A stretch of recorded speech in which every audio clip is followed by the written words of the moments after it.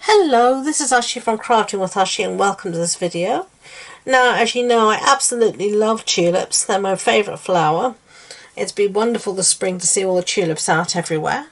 And in the mini catalogue we have some gorgeous paper called The Flowering Fields, which is all tulips. They must have just known about it. It's like they read my mind. I love them. So before it leaves the catalogue forever, which I'm very sad about, I wanted to use it one more time, and I've used it to make this lovely little box. And this is you can see it's got all these lovely little tulips. This is one of my fold flat boxes. We've made these before, but I wanted to make one using the tulips. As you can see, it folds totally flat for storage, and then you just put it together when you want to use it. Now, you could decorate it even more, but I think this paper is just so gorgeous, it just doesn't need anything else doing to it, and I think it would just detract from its beauty. So I have here a piece of Poppy Parade cardstock, and this measures 8.5 inches by 7 inches. And now on this 8.5 inch side, we are going to score at 2 inches, 4 inches, 6 inches and 8 inches. So it's a really simple 2, 4, 6, 8 box here. Just making sure I haven't jumped any tracks now. And then we're going to turn it to the 7 inch side, and you're going to score at 1.5 inches. I mean at half an inch I should say, so you're going to score at half an inch, and then you are going to score at 2.5 inches, just like this. And then you're going to twist it around 180 degrees, so you're still on the 7 inch side but on the other side, and score again at half an inch and at 2.5 inches. So, scoreboard away. Now we're going to fold on all of our score lines.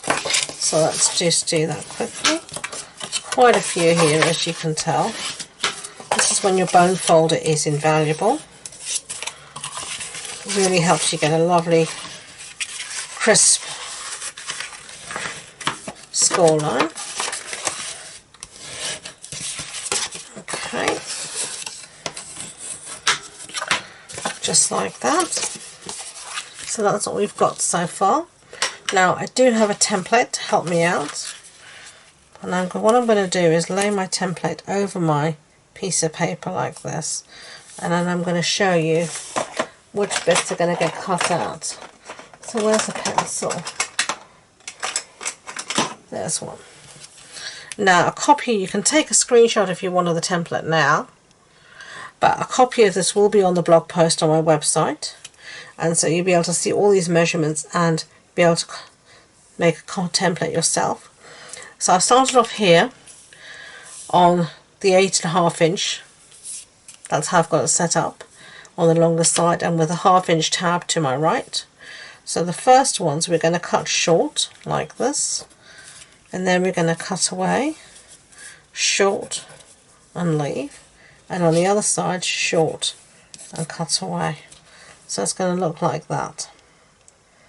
Okay, so let's cut. Everything will make a bit more sense. So we are going to cut firstly up to the score line, along the score line. So you're going to cut past the ½ inch up to the 2.5 inch score line, and we're going to take out this very small piece of tab here on the diagonal. Sorry if you can hear the cathedral, it's 11 o'clock.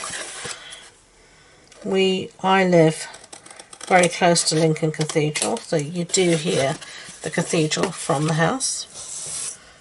Okay, so we've got that like that, and then all the way along here we're going to cut along the score line up to the 2.5 inch score line.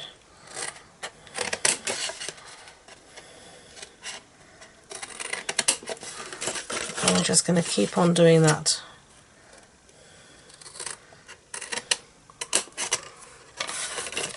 On both sides.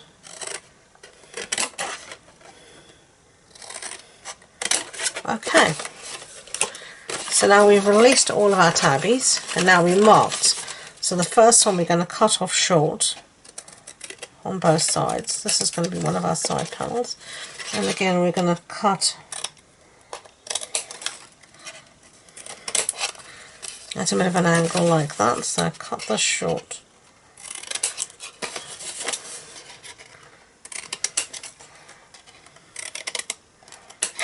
Just like that. This one we're leaving.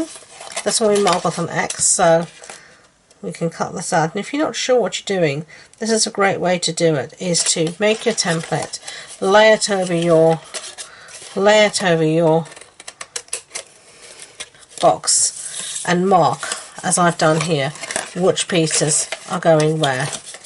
And that way you won't cut off something that you don't mean to.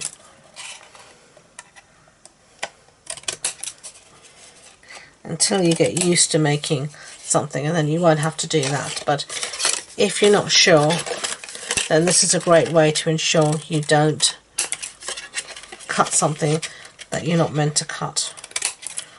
Make your template first.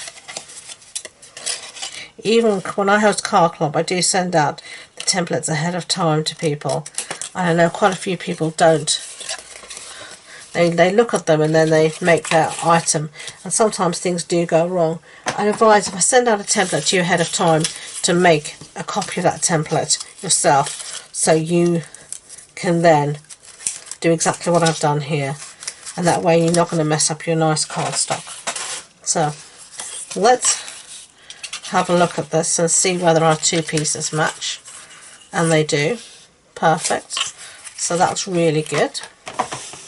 Now I'm going to bring in my detailed trio punch. I'm going to use the corner rounder on these little 1/2" tabs, and this just makes everything fit together more easily when you're putting your box together. So you just want it there, and the other one was here, and one more. There we go. Get rid of those bits. Okay, so now we can bring in our designer series paper, and I've used the same paper but a different pattern, and I decided this is going to be my bottom, just because that's the way I'm got it positioned here, and that'll be my top. So I want things, this paper, it doesn't matter if your paper doesn't have orientation, my paper does, my designer series paper does. So I'm going to remember this as I put it down, that that's my top, and this nearest me is the bottom. And my designer series paper just measures 1 3/4 inches square, and I've got 5 pieces of this paper. I haven't made a piece for the bottom, but obviously you can if you so wish. Okay, and isn't this pretty? For many years I went to the Chelsea Flower Show when we lived in London, because I'm a Londoner born and bred, and we'd go every year to the Chelsea Flower Show, and I'd go and see a company called Bloom's Bulbs, and they always had the tulips out, and I have pictures upon pictures upon pictures of tulips taken there. I absolutely, you could have just kept me there all day taking pictures. I loved them so much. So this paper just makes me happy, can you tell?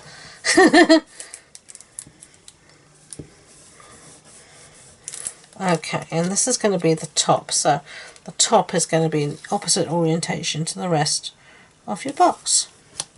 The lid, I should rather say. Okay, and then you're going to put a little bit of glue here on this 1/2" tab you've got at the end.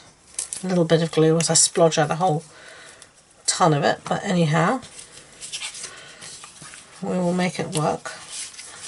And then you're just going to fold this over, and just line everything up and give it a good press down, using a bone folder if possible, just like that, making sure there's no glue splodging anywhere it shouldn't. Okay, and then you can just see that folds in neatly, that folds in like that, and that folds in like that, and there you have your boxes. Aren't they just darling? Look at them.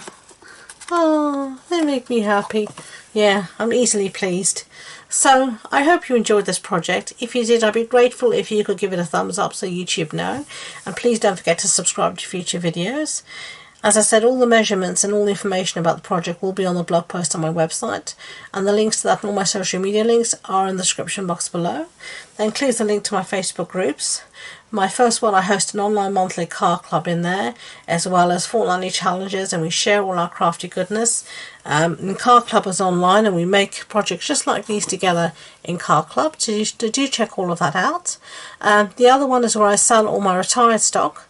And there's quite a bit of retired stock up there at the moment, so some great bargains to be had, so have a look. So thank you again, and until next time, enjoy being creative. Bye bye.